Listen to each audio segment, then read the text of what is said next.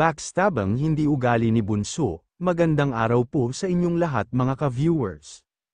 Shout out po sa lahat ng Team Medeth communities around the globe. At sa lahat ng Solid Medeth, Silent Independent supporters. Binabati ko po kayong lahat, paki-like and share naman ang videos natin guys. Hindi talaga ugali ni Bunso ang mag-backstabang dahil alam niya daw na masama yan. Hindi niya daw kayang manira ng buhay ng ibang tao. Hindi daw siya magpaka-ipokrita na okay siya, hindi daw siya okay. Pero alam ni Bunso na magiging okay din ang lahat, may nagsabi naman na huwag na siya malungkot dahil marami namang tunay na nagmamahal at magmamahal pa sa kanya. Pinayuhan naman siya na huwag na umiyak, na huwag na sayangin ang luha. Para sa mga taong mababaw lang ang pagmamahal sa kanya. Ipagdasal na lang daw niya at maraming pang darating na blessings sa kanya. Sabi nga ni Bunso hindi daw kasi niya matolerate yung reason bakit daw nagkaganyan. Hindi daw siya ganun na tao, kaya nasasaktan daw talaga siya kasi sobra daw siyang na-attach sa tao. Ganyan daw na po talaga siya kaya challenge daw talaga sa kanya ito. Dahil grabe na din daw kasi ang pagmamahal na binibigay niya.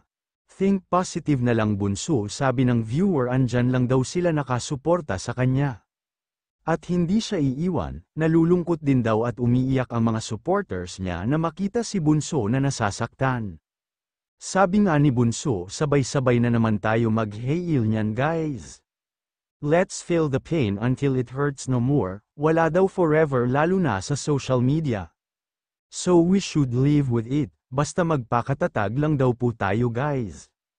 Ang mga legit na reactor daw niya ay si Egypta, may weather vlogs. FMT, si Miko Lopez daw hindi siya sure, akala daw nila na todo ang suporta ni MG sa kanya.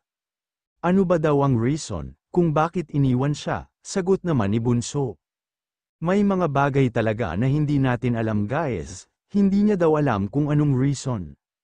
Basta think positive na lang daw tayo everything will be okay. Marami naman nagsabi na take it as a challenge, pagsubok lang yan at malalampasan mo din yan. Sabi nga ni Bunso okay lang maging malungkot kasi hindi naman forever kang malungkot.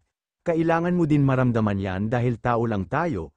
At kapag masaya naman daw tayo ay i-treasure daw natin yun dahil nothing lasts forever. Hanggang dito po muli mga ka-viewers, happy and healthy community is our priority. Maraming salamat po sa inyong lahat.